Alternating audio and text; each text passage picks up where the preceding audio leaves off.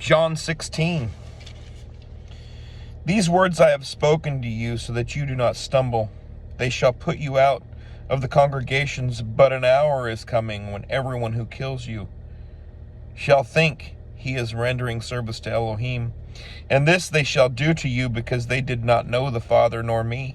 But I have said these words to you so that when the hour comes, you remember that I told them to you. And these words I did not say to you at the beginning, for I was with you. But now I go away to him who sent me, and not one of you asks me where you are going. Where are you going? But because I have said these words to you, grief has filled your heart. But I say the truth to you, it is better for you that I go away. For if I do not go away, the Helper shall not come to you at all. But if I go, I shall send him to you. And having come, he shall convict the world concerning sin, and concerning righteousness, and concerning judgment, concerning sin, because they do not believe in me. Concerning righteousness, because I go to my Father, and you see me no more. Concerning judgment, because the ruler of this world is judged. I still have many words to say to you, but you are not able to bear them now. But when he comes, the Spirit of truth, he shall guide you into all the truth, for he shall not speak from himself, but whatever he hears, he shall speak, and he shall announce to you what is to come. Then he shall esteem me, for he shall take of what is mine and announce it to you. All the Father has is mine. That is why I said that he takes from what is mine and announces it to you. A little while, and you do not see me, and again a little while you shall see me. Therefore some of his taught ones said to one another, what is this that he says to us? A little while, and you do not see me, and again a little while, and you shall see me, and because I am going to the Father. So they said, what is this that he says a little while? We do not know what he is saying. Yeshua therefore knew that they were wishing to ask him, and he said to them, are you asking one another about what I said, a little while? And you do not see me, and again a little while, and you shall see me? Truly, truly, I say to you that you shall weep and lament, but the world shall rejoice. And you shall be grieved, but your grief shall become joy. The woman has grief when she is in labor, because her hour has come. But as soon as she has given birth to the child, she no longer remembers the affliction for joy that a man was born into the world. And you therefore have grief now, but I shall see you again, and your heart shall rejoice, and no one takes your joy away from you. And in that day you shall ask me none at all. Truly, truly, I say to you, whatever you ask the Father in my name, he shall give you. Until now you have asked not in my name. Ask and you shall receive, in order that your joy might be complete. These words I have spoken to you in figures of speech, but an hour is coming when I shall no longer speak to you in figures of speech, but I shall declare the Father plainly to you. In that day you shall ask in my name, and I do not say to you that I shall pray the Father on your behalf. For the Father himself does love you, because you have loved me, and have believed that I came forth from Elohim. I came forth from the Father, and have come into the world. Again I leave the world and go to the Father. His taught ones said to him, see, now you are speaking plainly, and not using figure of speech. Now we know that you know all, and have no need that anyone should question you. By this we believe that you came forth from Elohim. Yeshua answered them, do you now believe? See, an hour is coming, and has now come, that you are scattered, each to his own, and leave me alone. Yet I am not alone, because the Father is with me. These words I have spoken to you, that in me you might have peace. In the world you have pressure, but take courage. I have overcome the world. Chapter 17. Yeshua said these words and lifted up his eyes to the heaven and said, Father, the hour has come. Esteem your Son, so that your Son also might esteem you, as you have given him authority over all flesh, that he should give everlasting life to all whom you have given him. And this is everlasting life, that they should know You, the only true Elohim and Yeshua Messiah, whom you have sent. I have esteemed you on the earth, having accomplished the work you have given me that I should do. And now esteem me with yourself, Father, with the esteem which I had with you before the world was. I have received your name to the men whom you gave me out of the world. They were yours, and you gave them to me, and they have guarded your word. Now they have come to know that all you gave to me is from you, because the words which you gave to me I have given to them, and they have received them, and have truly known that I came forth from you, and they believed that you sent me. I pray for them. I do not pray for the world, but for those whom you have given me, for they are yours, and all mine are yours, and yours are mine, and I have been esteemed in them. And I am no more in the world, but these are in the world, and I come to you. Set apart, Father, guard them in your name, which you have given me, so that they might be one as we are. When I was with them in the world, I was guarding them in your name, which you have given me.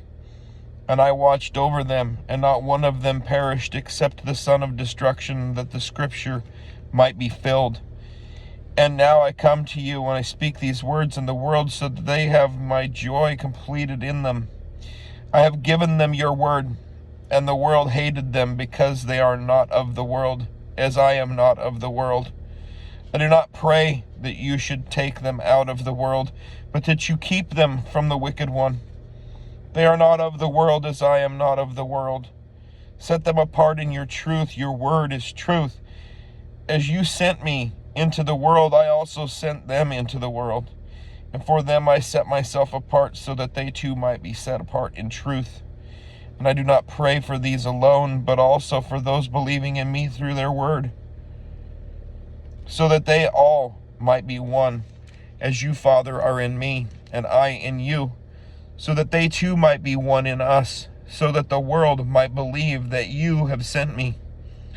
And the esteem which you gave me I have given them, so that they might be one as we are one, I in them, and you in me, so that they might be perfected into one, so that the world knows that you have sent me, and I have loved them as you have loved me. Father, I desire that those whom you have given me might be with me where I am, so that they see my esteem which you have given me, because you loved me before the foundation of the world. O righteous Father, indeed the world did not know you, but I knew you, and these knew that you sent me. And I have made your name known to them, and shall make it known, so that the love with which you loved me might be in them, and I in them. Chapter 18. Having said these words, Yeshua went out with his taught ones beyond the Kidron torrent, where there was a garden, into which he and his taught ones entered. And Yehuda, who delivered him up, also knew the place, because Yeshua often met there with his taught ones. Yehuda then, having received the company of soldiers and officers from the chief priests and Pharisees, came there with lanterns and torches and weapons. Yeshua then, knowing all that would come upon him, went forward and said to them, Whom do you seek? They answered him, Yeshua of Nazareth. Yeshua said to them, I am. And Yehuda, who delivered him up, was also standing with them. When therefore he said to them, I am, they drew back and fell to the ground. Once more he asked them, Whom do you seek? And they said, Yeshua of Nazareth. Yeshua answered, I said to you that I am. If then you seek me, allow these to go, in order that the word might be filled with which he spoke. Of those whom you have given me, I have lost none. Then Shimon Kepha, having a sword, drew it and struck the high priest's servant, cut off his right ear, and the servant's name was Melech. Then Yeshua said to Kepha, Put your sword into the sheath. Shall I not drink the cup which my Father has given me? Then the company of soldiers and the commander and the officers of the Yehudim seized Yeshua and bound him. And they led him away to Hanan first, for he was the father-in-law of Caiaphas, who was the high priest that year. Now Caiaphas was the one who gave counsel to the Yehudim, that it was better that one man should die for the people. And Shimon Kepha followed Yeshua with another taught one, and the taught one was known to the high priest, and went with Yeshua into the courtyard of the high priest. But Kepha was standing outside at the door. So the other taught one, who was known to the high priest, went out and spoke to her who kept the door, and brought Kepha in. Then the servant girl who kept the door said to Kepha, "You are also one of this man's taught ones." And he said, "I am not." And the servants and officers who had made a fire of coals stood there because it was cold, and they warmed themselves, and Kepha was standing with them and warming himself. Then the high priest asked Yeshua about his taught ones and his teaching. Yeshua answered him, "I spoke openly to the world. I always taught in the congregation and in the set-apart place where the Yehudim always meet, and I spoke no word in secret. Why do you ask me? Ask those who have heard me, that I said what I said to them. See, they know what I said." And when he said this, one of the officers who stood by slapped Yeshua in the face, saying, "Do you answer the high priest this way?" Yeshua answered him, "If I had spoken evilly, bear witness of the evil. But if well, why do you strike me?"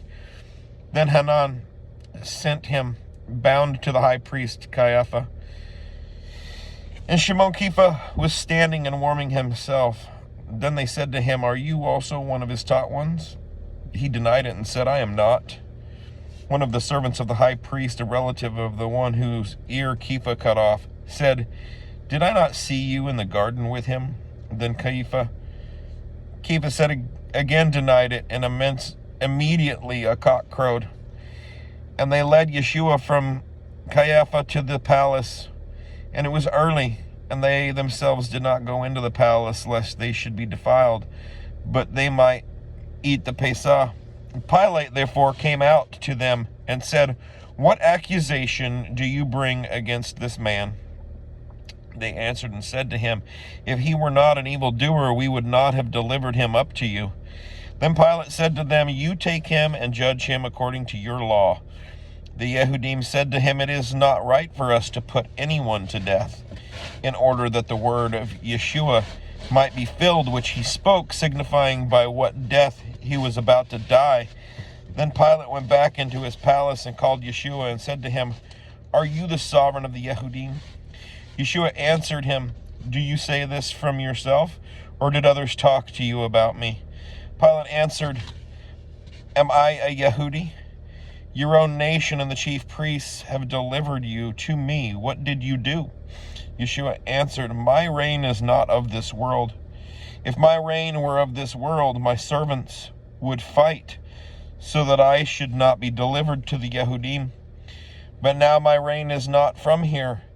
Then Pilate said to him, "You are the sovereign then." Yeshua answered, "You say it, because I am a sovereign. For this I was born, and for this I have come into the world, that I should bear witness to the truth. Everyone who is of the truth hears my voice." Pilate said to him, "What is truth?" And when he said this, he went out again to the Yehudim and said to them, "I find no guilt in him. But you have a habit that I shall release someone to you at the Pesach. Do you wish then that I release to you the sovereign of the Yehudim?" Then they all shouted again, saying, "Not this one, but Barabbas." And Barabbas was a robber. Chapter 19. Then therefore Pilate took Yeshua and flogged him, and the soldiers plaited a crown of thorns and placed it on his head. And they put a purple robe on him and came to him and said, "Greetings, sovereign of the Yehudim." And they slapped him in the face. And Pilate went outside again and said to them, "See, I am bringing him out to you, to let you know that I find no guilt in him." Then Yeshua came outside wearing the crown of thorns and the purple robe, and Pilate said to them, "See the man." So when the chief priests and officers saw him, they shouted, saying, "Impale, impale." Pilate said to them, "You take him and impale him, for I find no guilt in him." The Yehudim answered him, "We have a law, and according to our law he ought to die, for he has made himself the Son of Elohim." So when Pilate heard this word, he was more afraid, and went back into the palace and asked Yeshua, "Where are you from?" But Yeshua gave him no answer. Then Pilate said to him, "Do you not speak to me? Do you not know that I possess authority to impale you, and I possess authority to release you?" Yeshua answered, "You would possess no authority against me if it were not given you from above. Because of this, he who delivered me to you has greater sin." From then on, Pilate was seeking to release him, but the Yehudim shouted, saying, "If you release this one, you are not Caesar's friend. Everyone who makes himself a sovereign does speak against Caesar." Therefore, when Pilate heard these words, he brought Yeshua out and sat down in the judgment seat in a place that is called Pavement, but in Hebrew, Gabbatha. And it was the preparation day of the Pesach week, and about the 6th hour. And he said to the Yehudim, "See your sovereign." But they shouted, "Away, away, impale him." Pilate said to them, "Shall I impale your sovereign?" The chief priests answered, "We have no sovereign except Caesar." At that time, then he delivered him to them to be impaled, and they took Yeshua and led him away. And bearing his stake, he went out to the so-called place of a skull, which is called in Hebrew Golgotha, where they impaled him, and 2 others with him, one on this side and one on that side, and Yeshua in the middle. And Pilate wrote a title too and put it on the stake, and it was written, "Yeshua of Nazareth, the sovereign of the Yehudim." Many of the Yehudim therefore read this title, for the place where Yeshua was impaled was near the city, and it was written in Hebrew, in Greek, and Roman. So the chief priests of the Yehudim said to Pilate, "Do not write the sovereign of the Yehudim." But he said, "I am the sovereign of the Yehudim." Pilate answered, "What I have written, I have written." Then the soldiers, when they had impaled Yeshua, took his outer garments and made 4 parts, to each soldier a part, and the inner garment. But the inner garment was without seam, woven from the top in one piece. So they said to each other, "Let us not tear it, but cast lots for it, whose it shall be, in order that the scripture might be filled, which says, 'They divided my garments among them, and for my clothing they cast lots.'" The soldiers therefore indeed did this, and by the stake of Yeshua stood his mother and his mother's sister Miriam, the wife of Olapha, and Miriam from Magdala. Then Yeshua, seeing his mother and his taught one whom he loved standing by, Seeing his mother and the taught one whom he loved standing by, he said to his mother, "Woman, see your son." Then to the taught one he said, "See your mother." And from that hour that taught one took her to his own home. After this, Yeshua, knowing that all had been accomplished in order the scripture might be accomplished, said, "I thirst." A bowl of sour wine stood there, and they filled a sponge with sour wine, put it on hyssop, and held it to his mouth. So when Yeshua took the sour wine, he said, "It has been accomplished." And bowing his head, he gave up his spirit. Therefore, since it was the preparation day, that the bodies should remain on the stake on the Sabbath, for that Sabbath was a high one, the Yehudim asked Pilate to have their legs broken and they be taken away. Therefore the soldiers came and broke the legs of the first and of the other who was impaled with him. But when they came to Yeshua and saw that he was already dead, they did not break his legs. But one of the soldiers pierced his side with a spear, and instantly blood and water came out. And he who has seen has witnessed, and his witness is true. And he knows that he is speaking the truth, in order that you might believe. For this took place in order for the scripture to be filled. Not one of his bones shall be broken. And again, another scripture says, "There shall look on him whom they pierced." They shall look on him whom they pierced. And after this, Joseph of Arimathea, Ramathaim, being a taught one of Yeshua, but secretly for fear of the Yehudim, asked Pilate that he might take the body of Yeshua, and Pilate gave permission. Therefore he came and took the body of Yeshua. And Nicodemus, who at first came to Yeshua by night, also came bringing a mixture of myrrh and aloes, about 100 pounds. Then they took the body of Yeshua and bound it in linen wrappings with the spices, as it was a habit of Yehudim for burial. And at the place where he was impaled there was a garden, and at the garden a fresh tomb in which no one had yet been placed or laid. There then, because of the preparation day of the Yehudim, they laid Yeshua, because the tomb was near. Chapter 20. And on day one of the week, Miriam from Magdala came early to the tomb while it was still dark, and saw that the stone had been removed from the tomb. So she ran and came to Shimon Kepha and to the other taught one whom Yeshua loved, and said to them, "They have taken the master out of the tomb, and we do not know where they laid him." And then Kepha and the other taught one went out, and they were going to the tomb, and the two were running together. But the other taught one outran Kepha and came to the tomb first. And stooping down, he saw the linen wrappings lying, but he did not go in. Then Shimon Kepha came, following him, and went into the tomb, and saw the linen wrappings lying, and the cloth which had been on his head, not lying with the linen wrappings, but folded up in a place by itself. So then the other taught one, who came to the tomb first, also went in. He saw and believed, for they did not yet know the scripture, that he has to rise again from the dead. Therefore the taught ones went away again by themselves. But Miriam was standing outside. Was standing outside by the tomb weeping.